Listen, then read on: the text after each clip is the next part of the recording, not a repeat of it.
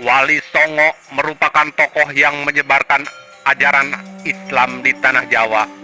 Dari 9 wali, salah satunya ada nama Sunan Ampel atau Raden Rahmat. Dia merupakan keponakan dari Raja Brawijaya Majapahit. Meski tergolong keturunan bangsawan, Sunan Ampel tak lantas suka berfoya-foya. Sosoknya pun dikenal agamis dan memiliki akhlak yang baik. Nama asli Sunan Ampel adalah Ali Rahmatullah atau dikenal Raden Rahmat. Dia lahir pada tahun 1401 di negeri Campa dari pasangan Maulana Malik Ibrahim dan Dewi Chandrawulan.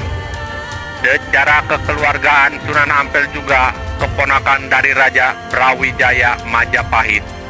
Meski memiliki darah bangsawan, Sunan Ampel tak suka berfoya-foya. Dia justru mendalami ajaran agama Islam dan turut mendidik keluarga kerajaan. Tak hanya itu, dia juga dikenal sebagai sosok yang bijaksana hingga raja pun sering meminta pendapat Sunan Ampel ketika menemui sesuatu masalah.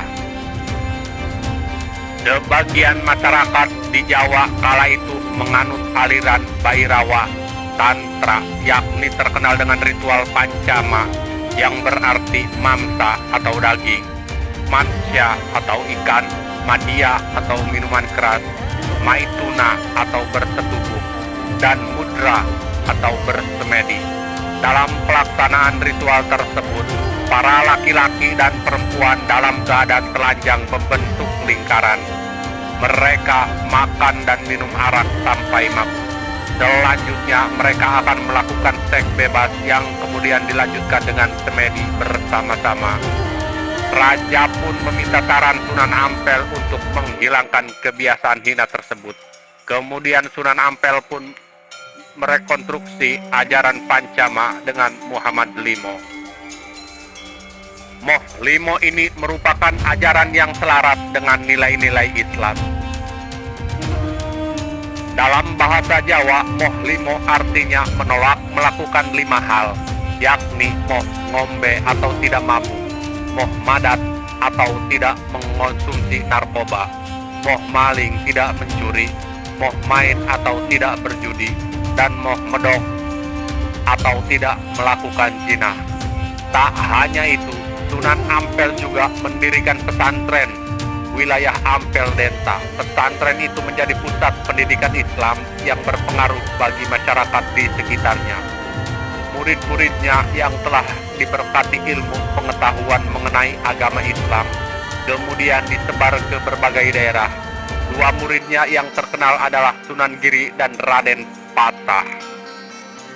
Kisah Sunan Ampel dan karomahnya. Dalam naskah-naskah kuno yang telah diterjemahkan, Sunan Ampel juga disebutkan memiliki kesaktian yang dalam Islam dikenal dengan nama karomah. Salah satu karomah Sunan Ampel adalah menghadirkan Mbah Soleh yang telah meninggal. Dalam kisahnya, Sunan Ampel dijelaskan merasa bersedih dan gelisah ketika Mbah Soleh meninggal.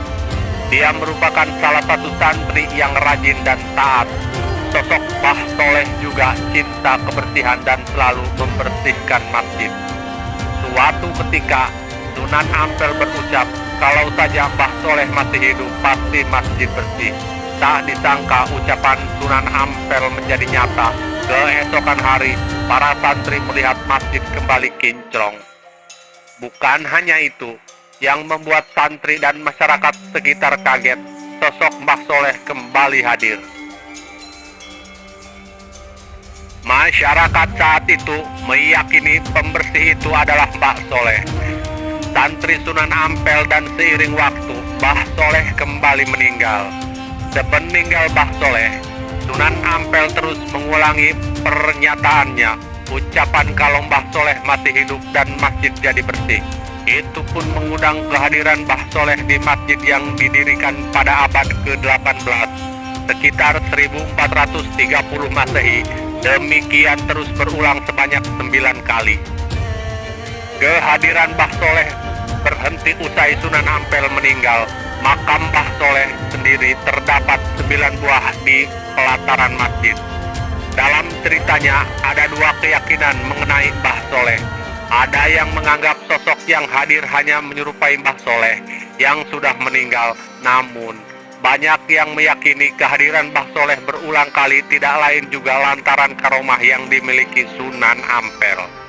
Wallahu a'lamu bishawab.